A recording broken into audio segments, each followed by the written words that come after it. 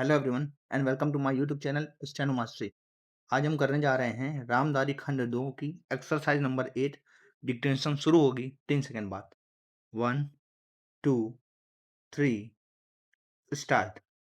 महोदय, दूसरे शब्दों में आर्थिक, व्यापारिक, निवेश और तकनीकी कारणों से द्वितीय महायुद्ध के बाद और शीत युद्ध के दौरान एशिया के देशों में पुनः धुंधलापन पैदा हुआ।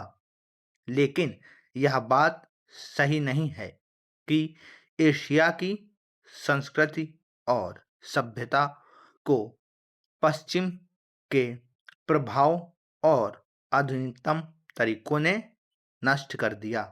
हाँ, एक धक्का जरूर दिया, पर समय समय पर एशिया का यह रूप, एशिया की यह सभ्यता और संस्कृति बलशाली तरीके से उदयमान होती दिखाई देती है।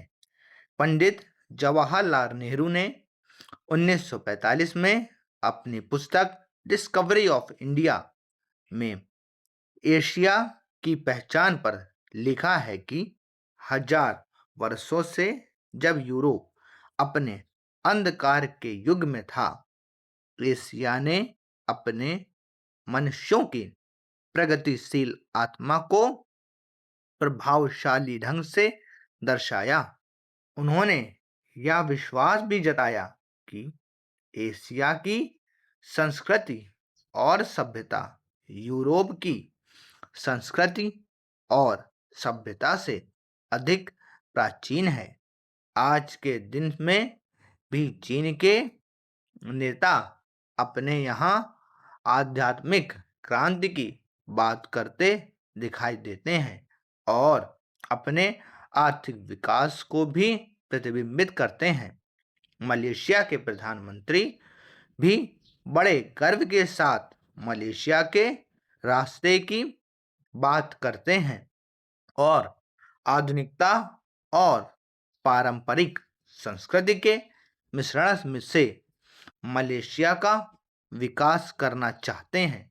भारत के प्रधानमंत्री भी मध्य मार्ग की बात करते हैं, जिसको वे भारत का पारंपरिक विचार कहा करते हैं। वियतनाम के यशस्वी नेता भी साम्यवादी विचारधारा को पारंपरिक सहिष्णुता के अनुसार ढालना चाहते थे। एशिया के इन सब नेताओं की समय समय पर की गई घोषणाओं का वर्तमान संदर्भ में पूरा अर्थ लिया जाना चाहिए, जो एशिया की पहचान को नए सिरे से बनाने में सहायक सिद्ध हो रहा है।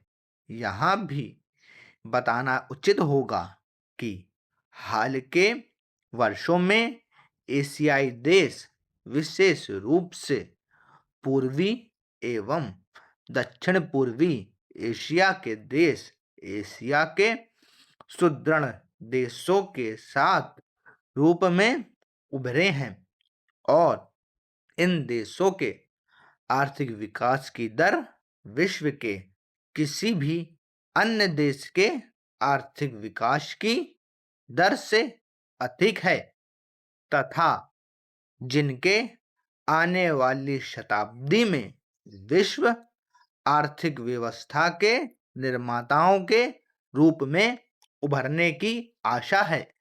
आर्थिक सफलता की इन कहानियों का श्रेय मुख्य रूप से अनुशासित कार्य, किफायत एवं बचत की ऊंची दरों जैसे एशियाई विशेषताओं को जाता है तथा इनसे देश की जनता के जीवन स्तर में सुधार आया है और एशिया की पुनः खोज जैसा वातावरण बन रहा है।